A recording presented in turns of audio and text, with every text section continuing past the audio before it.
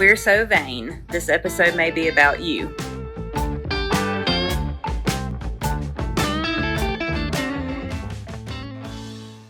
Welcome to We're So Vain, Episode 5. Today, Dr. Schull will discuss the role of EndoVenous laser treatment. Welcome back. If you've been following our series of just an educational effort on YouTube to help dispel some myths and really build some common knowledge about how veins work, how veins fail, what symptoms are related to veins, and again, how we can sort out whether someone would benefit from vein treatment. Today talks about, it's our first episode really, that talks about a vein treatment. And today's vein treatment is EndoVenous laser. You have to understand, I'm going to assume that you've had a consult and that somebody has told you you need to have vein treatment. We're going to talk over the next 3 episodes of 3 treatments we use for long straight veins. And that is today EndoVenous laser. The next episode will be radiofrequency ablation. And then the one after that will be a novel technique known as VenaSeal. Now, when it's all said and done, I think that laser ablation really revolutionized modern vein care.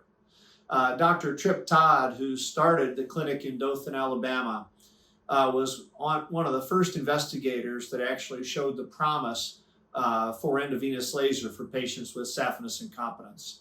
Now, when it's all said and done, you have to look 20 years ago and what the current state was, or see what the state was at that time. Currently not current as of today. Sorry, but when you think about all vein care was done in the hospital under general anesthesia, a 5% complication rate with DVT, and that the treatment itself was such that the surgeons didn't enjoy doing it because patients always had recurrences, and the management of those patients was far more complex.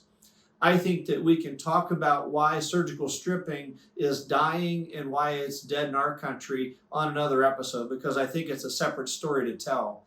But when you think about the investigations and taking a condition that really affects 25 to 30% of adult Americans, moving it from the inpatient environment under general anesthesia to an office-based setting where patients can be talking and walking immediately after treatment, it's actually one of the modern marvels in medicine that's happened over the last, again, 25 years.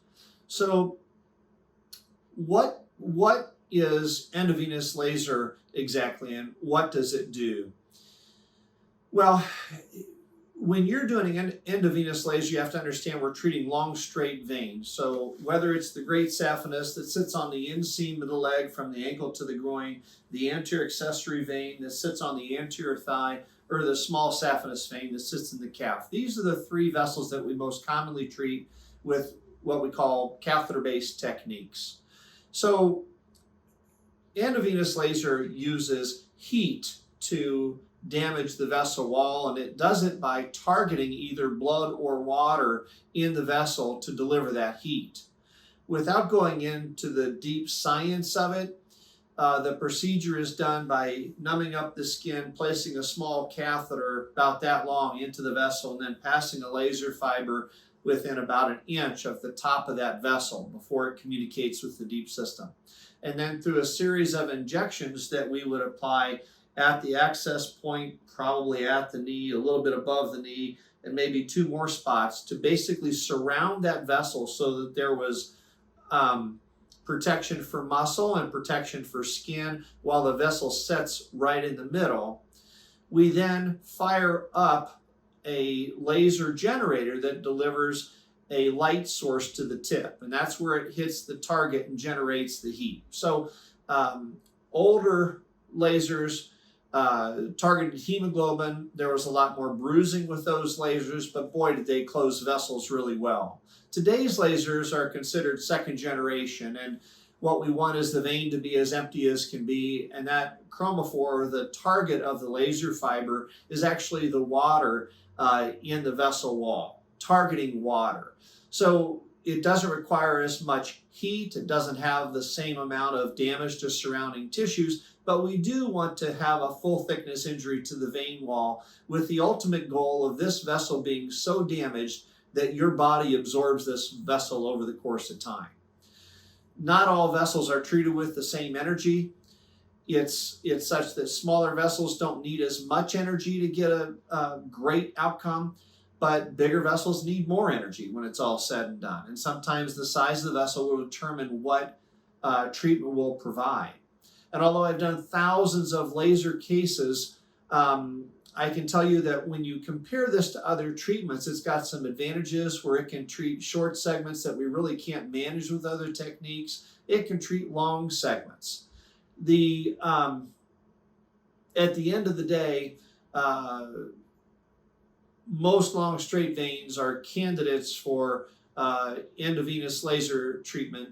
We use a second generation laser in our office with a 1470 wavelength, which is the current standard of care for EndoVenous laser treatment.